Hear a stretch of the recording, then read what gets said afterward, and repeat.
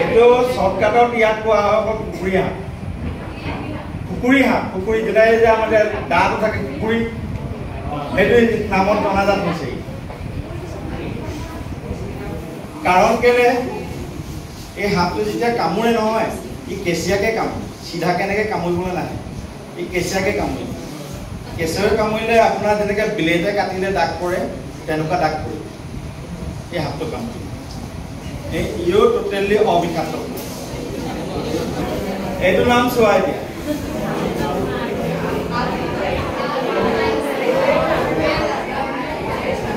কাল সুন্দৰী হাঁহ দেখিছা নাই? সুন্দৰী নাম কি? নাম দিয়াৰ কাৰণ হ'ব ইয়াৰ গা বৰণটো বহুত ধুনীয়া, কালাৰফুল টাইপ। সেইকাৰণে কিছুমানে সুন্দৰী হাঁহ বুলি কয়, কিছুমানে কাল সুন্দৰী বুলি। কালটো নাম দি দিলে হাঁহ বুলি কাল দি দিলে নাম। মানুহে হাঁহক কাল বুলিয়ে ভাবে।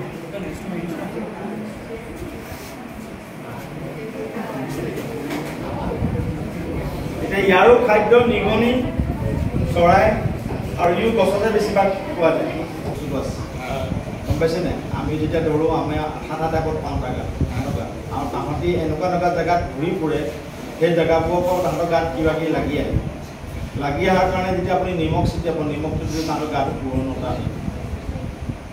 এতিয়া নিমখ আমি অকণমান খালে আমাক ভাল লাগে, আপোনাক এচামুচ যেতিয়া দি দিয়া যায় আপুনি কি অৱস্থা হয়, তেনেকুৱা তাহাঁতৰ দি আহিছে। আৰু নিমখ আপুনি হাতটোৰ ওপৰত যেতিয়া দি দিলে তাৰ গাটো বিজনী এটা আহে, এতিয়া সি খোজ পটককৈ মৰি নাযায় বুজিছে। আৰু সাপৰ আপুনি এতিয়া মেইন হৈ গ'ল অবিষাক্ত সাপৰ মই কথা যিখিনি ক'লোঁ, আপুনি এতিয়া চুতীয়া সাপৰ কথাটো মই কৈছোঁ আপোনাক। এই সাপটো আপোনাৰ কামোৰা চিনটোৰ কথা কৈছোঁ। প্ৰথম কামুৰিলে যেতিয়া আপুনি কোনটো ডিফেক্ট পাইছে, আপোনাক কামুৰিলে আপোনাৰ গা বন জ্বলিছে, চকু পুৰিছে, বমি আহিছে, এই চিমটমখিনি দেখাওক। বিষাক্ত সাপ, অবিষাক্ত সাপে কোনো চিমটম নিদিয়ে। যোনডোখৰত কামুৰিব আপোনাৰ যেনেকৈ আপোনাৰ কিবা এটা দুখ পালে আপোনাৰ চেকচিকনি এটা দিয়ে, আপোনাৰ গাত কিবা ঘঁহা খালে, হেক্সৰে খালে, কিবা কটাৰীয়ে খালে, কাঠ খালে, যিবোৰ বিষ এটা আহিব সেই বিষটো বিষে লাগিব, লেকিন আপোনাৰ গাত একো ক্ষতি নহয়। এতিয়া মানে অসমৰ ৰাষ্ট্ৰীয় ভাইৰাছৰ বাদে আমাৰ বাকী সাপে কামুৰিলে মানুহ কেতিয়াও নমৰে। এইখিনি যিখিনি আমাক দেখুৱালোঁ সেইখিনি সাপে কামুৰিলে মানুহ নমৰে। চিকিৎসা কৰিব লাগিব, চিকিৎসাটো যাবই লাগিব, হস্পিটেল যাব লাগিব। হস্পিটেল যোৱাৰ কাৰণ কি হ'ল, আপোনাৰ ডক্টৰে ক'ব এই সাপটো বিষ আছিলে নাই, ইয়াৰ আপোনাৰ 24 ঘণ্টা হস্পিটেলত ৰাখিব। ৰাখি আপোনাক প্ৰত্যেকটা আধা ঘণ্টা 10 মিনিটৰ মূৰে মূৰে নাৰ্ছ আহিব, ডক্টৰ আহিব, আপোনাক সুধিব যে আপোনাৰ চিমটমটো কি আহিছে, আপোনাৰ তাত চুৱেলিং আহিছেনে চাব, আপুনি বমি ভাৱ পাৰিছেনে চাব, চকু জ্বলা পৰা পৰিছেনে চাব, এইখিনি বস্তু চেক কৰিব। সেইখিনি নাই অহা তেতিয়া আপোনাক তেখেতে টিটনেছৰ বেজি দিব। বাই চান্স আপোনাৰ চিমটমবোৰ আহিব ধৰিছে, তেতিয়া এণ্টিভেনম নামৰ যোনটো দৰৱটো আছে সেই দৰৱটো আপোনাক দিয়া যায়। গতিকে মই আপোনাক আৰু এটা প্ৰশ্ন কৰোঁ, যিটো আমাৰ গোটেইখিনি গ্ৰাম্য অঞ্চলৰ ছাত্ৰ ছাত্ৰী, আমাৰ যেতিয়া গাঁৱত এজন মানুহৰ সাপে খুটে, ঘপকে চিকিৎসকৰ ওচৰলৈ নাযায়, ঘপকে এই গাঁৱত আমুক আছে, তেওঁ মানে এইটো জাৰিব, তাৰপিছত লগে লগে ঐ ক'ত কি আছে, য'ত পাওঁ তাৰ ওপৰত বান্ধি দিয়ে টাইটকৈ, বান্ধি দিয়ে কয় আকৌ সিজন মানুহক মই ধৰণী ধৰি চিন্তা কৰিব নালাগে। এনেকুৱা কৰি থাকোঁতে মানুহজনৰ অৱস্থাটো কাহিল হৈ যায়। এতিয়া আমি এই ধৰণী যিটো আমাক বান্ধি দিয়ে, সেই বান্ধিব লাগেনে নে নালাগে? সেইটো কৰিছোঁ। এতিয়া সাপে বিষাক্ত সাপে কামুৰিছে, ইয়াৰ অবিষাক্ত কামুৰিছে, আপোনালোকেতো চিনাকি নাই, হয়নে নহয়? এতিয়া সেই বিষয়টো মই আপোনাক জনাই দিছোঁ। যেতিয়া আপোনাক কোনো সাপে কামুৰিলে মেইন হৈ গ'ল, প্ৰথম এই মানুহটোক শান্তিপূৰ্ণে ধুনীয়াকৈ জেগাত বহাওক ফাৰ্ষ্ট। ছেকেণ্ডজনে হৈ গ'ল গাড়ী মটৰচাইকেল কিবা আছে ব্যৱস্থা কৰক। মেইন হৈ গ'ল আপোনাৰ সেই মানুহটোক নাৰ্ভাছ কৰিব নালাগে যে কামুৰিছে 2 মিনিট বৰ গাড়ীত লৈ আমি হস্পিটেল যাম। তাক নাৰ্ভাছ কৰিলে কি হ'ব, হাৰ্টৰ বিটটো বাঢ়িব, সি নিজেও ভয় খাব, আপুনি আৰু তাক ভয় খুৱাইছে, ভয় খাই তাৰ হাৰ্টৰ বিট বাঢ়িব। হাৰ্টৰ বিট বাঢ়িলে সেই বিষটো লগালগ তাৰ গোটেই ব্লাডত চাৰ্কুলেশ্যন, হাৰ্টৰ বিট যিমান স্পীড চলিব সিমান স্পীডত আপোনাৰ জ্বৰটো আপোনাৰ গাত বিষ জানো।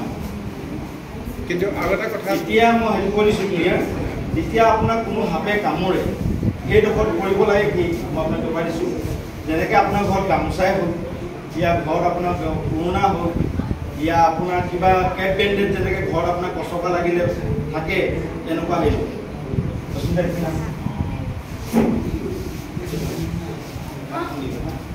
যেতিয়া আপোনাৰ কোনো সাপে কামুৰিলে হাতত কামুৰিছে, এইখিনিত কামুৰিছে, এইখিনিত কামুৰিছে, ইয়াত ভৰিটো ক'ৰবাত কামুৰিছে, আপুনি এই কাপোৰটো লৈ এইখিনিৰ পৰা এই কমপ্লিট এনেকৈ নুৰিয়াই দিব লাগিব।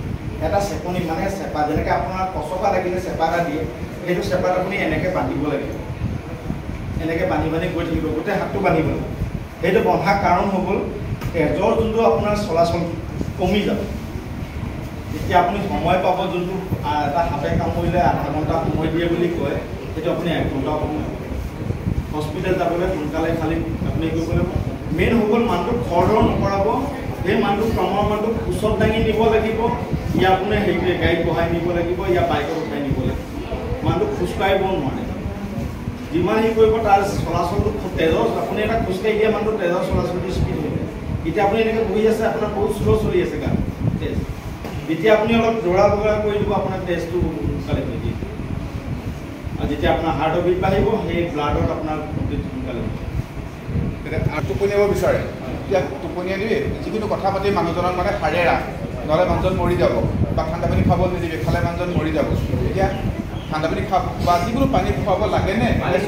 চকুত খুৱাব পাৰে, আপোনাৰ এটা কিট দিয়াবৰ কাৰণে ডক্টৰে দিয়ে, তেনেকৈ আপোনাৰ অকণমান কটন যেতিয়া অপাৰেশ্যন কৰি অনাৰ পিছতো কটনত যেনেকৈ দিয়ে, তেনেকৈ অকণ পানী এঘুটকে দিয়ে, গোটেই মাৰিব নিদিয়ে।